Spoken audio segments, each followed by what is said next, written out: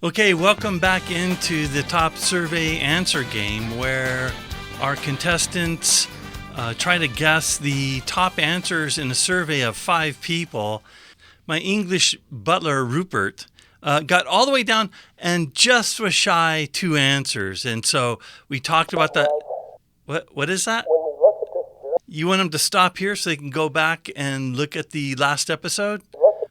Rupert, who actually does that? we're born. Oh, you do? Yeah. Well, you're a good man, Rupert. There's some people. Hey, if you haven't seen it, you can go back and look at our last video on this topic. We'll link it. We'll link it in one of these corners here. And so you can go back and check it out. Okay, the survey question that we did is, what is critical for a great relationship? And the answers that we saw were trust, communication, being a good listener, having things in common, and number 1 was humility. Now, number 1 being humility threw a lot of people because it's kind of bantered around that communication is the top thing. If pride comes in, if resentment comes in, if hubris comes in, then you're just not going to have good quality communication. So humility is number 1 key for a good relationship. But number 2 will surprise you too, I think. Survey says expectations. Why expectations? Expectations, let me give you a good passage on this. Hope deferred makes the heart sick, but when the desire comes, it is a tree of life. That's Proverbs 13:12. So this is a key ingredient in relationships. That's because in life we have these expectations, these hopes. Sometimes we don't even know that we have them. We just have certain expectations, minimum requirements. We're thinking or hoping for this is our experience when we go do something. This is what we will get out of it. This is what we will feel when we're in that moment. And many of those things are known, but many aren't. And when you don't understand expectations, you can communicate all you want, but you'll be talking past one another. So let me give you an example of an expectation. Let's say you're going out on this beautiful picnic, right? You start eating, and then all of a sudden, you see a bug in the food. And so expectations crushed, right? The moment that you thought and the feeling that you thought would be there is gone.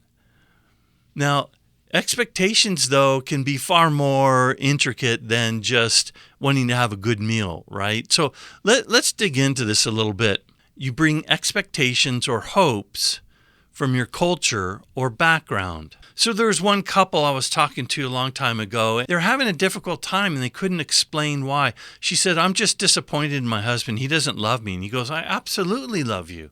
In her family, her background, and part of her culture was they did birthdays right, man. They celebrated birthdays. They went all out, cake, presents, party. Sometimes it would last more than a day. But her husband came from a background where birthday's just another day. Hey, you get a slap on the back. You don't even get a gift, but they're like, happy birthday. You're a year older, stink face, kind of thing. And that was it. So, see, he knew she expected more for her birthday, but a cupcake, a present, card here and there. He thought he was doing good because his background, that was far more than what they got. But that was way lower than her expectation from her background. And so she interpreted that, you don't love me. Another expectation coming from background was a gentleman who came from a background where if the wife didn't work outside the home, that when the husband came home, he was respected if the dinner was warm and ready and set on a beautiful table. When that didn't happen, he felt disrespected. I'm not loved.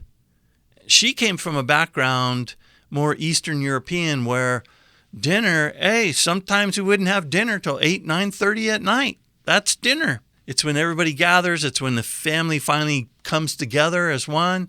Then you have food and lots of food, right? And that was love. And so this expectation that sometimes our background or culture causes spats and fights and disappointment, the heart grows sick. And there's hurt going on when there doesn't need to be, because these couples, they love one another. It's just they didn't get their expectations right, even though they were trying to communicate. Here's another example. You formulate expectations or hopes in new areas of a relationship. It's not just through your background or your environment or other things. Sometimes there's a mindset of things you haven't really experienced yet. Like couples, when I'm doing premarital counseling, I ask them this. I say, well, who's going to take care of the finances, right? What are your expectations? How do you see it going on? Because sometimes one person will say, well, I expect that I'll handle my finances and he'll handle his finances. And the husband-to-be is like, wait a minute, that makes me feel like you've got one foot out of the marriage, like you don't trust it, like you're not all in on this marriage, right? Where she may be, but her mindset is, my expectation is I'm a person who can handle their own finances and their own expenses, and I want to do some things on the side that won't maybe hurt the family, earn some extra money. But see, that's kind of her hope or expectation. It's not practical. She hasn't lived in it yet. I'm going to teach you how to manage those expectations so that before you get there, you'll be able to short circuit or get around some of these heartbreaking or ground shaking experiences that they don't need to be. For relationships, let me give you another example, and that would be a couple that's getting together. They're just starting to date. The one person may expect, well, he's going to text me every day or call me at least once a day. In his mind, he's expecting that if I text her every day or call her every day, she's going to think I'm a stalker or something. I told you I'll get a hold of you Thursday. Absolutely. I'm a man of my word. I'll call you Thursday. And he does, but in between, he's not calling her. And her expectation is, well, if you really love me, if you're really interested, you'll call me every day. He'll text me every hour. He'll ask me how I'm feeling, right? And so you have these expectations, and we don't know how to communicate them. We don't know how to manage them. So let's just back up and understand this. So we have expectations or hopes for everything in our lives that we never think about or never communicate, because there's so many. In everything in life, you have expectations, and at any time they can be met or not met, and you can be up or down. Learn to manage your expectations in order to have an awesome relationship. Learn to manage expectations to ensure effective communication. And so how do we do that? Well, there are certain things that we need to come up with. Like there are hills that you die on and places where you draw a line in the sand and places where you don't. And so often we dig in where it's unnecessary. We need to not dig in. We need to dig into our heart and say, can I sacrifice this expectation? Can I give up this expectation for the ideal relationship? Can I put off coming home and having dinner immediately on the table and thinking that's respect? To manage expectations doesn't mean you lower them. Expectations for a place where you're paying for something, right? You should get reasonable service or product for a reasonable price in a reasonable amount of time. That's a proper expectation. When it's not met, it's not the end of the world, but you don't necessarily have to draw a line in the sand on. But a hill that you die on should be like a biblical expectation. A biblical expectation is something like where you say, look, we're not going to have drugs in the house. There's a line in the sand here, right? That's a hill to die on, so to speak.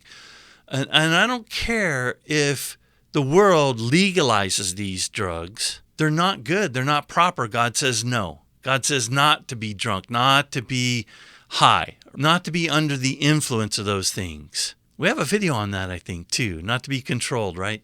That would be a line in the sand. That's where you would say, no, This is my expectation, and we got to meet it as a family. But other places, we need to be able to say, I can give up certain areas, or I can compromise in certain areas because it's not a moral issue of me doing that. Is it morally right or wrong to have dinner at 5? No. Is it morally right or wrong, right, to have a huge birthday party or not? No. So why get so upset over it, right? Is it going to matter in 5 minutes, in 5 hours, in 5 days, in 5 weeks, 5 years? Is it going to matter in eternity? No. Then don't be disappointed and don't let it ruin your life or your day in something that it's not going to matter. It don't matter, right? So here's some discussion questions. What uncommunicated expectations do I have in my relationship?